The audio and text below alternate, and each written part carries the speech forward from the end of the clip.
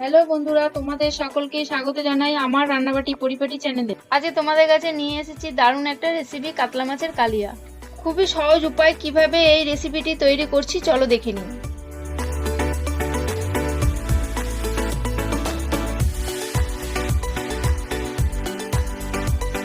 প্রথমেই এখানে 4 পিস মাছ নিয়ে নিয়েছি। এবার এখানে 1 চামচ হলুদ, 1 চামচ নুন, 1 চামচ তেল দিয়ে ভালো করে মাখিয়ে 3 মিনিটের জন্য রেখে দিলাম।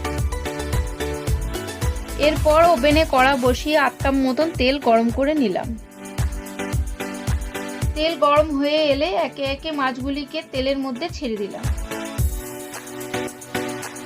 মাছগুলো লাল লাল ভাবে ভাজা হয়ে গেলে একটা প্লেটে তুলে নিলাম। এরপর 3 পিস পেঁয়াজ ছোট ছোট করে কেটে গরম তেলে লাল লাল করে ভেজে নিলাম।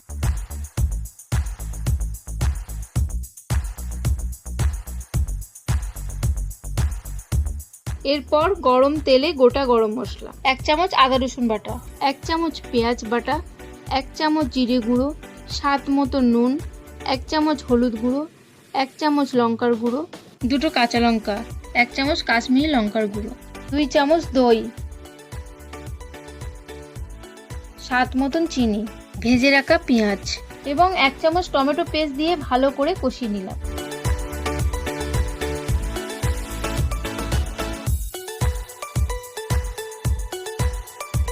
মশলা কষানো হয়ে গেলে 2 কাপ জল দিয়ে 2 মিনিটের জন্য ফুটিয়ে নিলাম।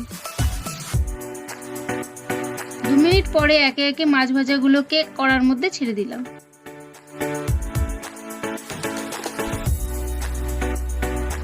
এরপর ঝোলটা মাখো মাখো হয়ে এলে 1 চামচ বাটা গরম মশলা ছড়িয়ে একটা প্লেটে নামিয়ে নিলাম।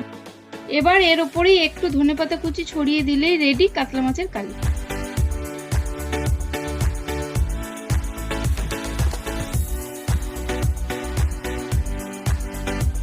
তো বন্ধুরা, ভিডিওটি ভালো লাগলে লাইক, শেয়ার এন্ড সাবস্ক্রাইব করে দেবেন। দেখা হচ্ছে পরবর্তী ভিডিওতে। টাটা।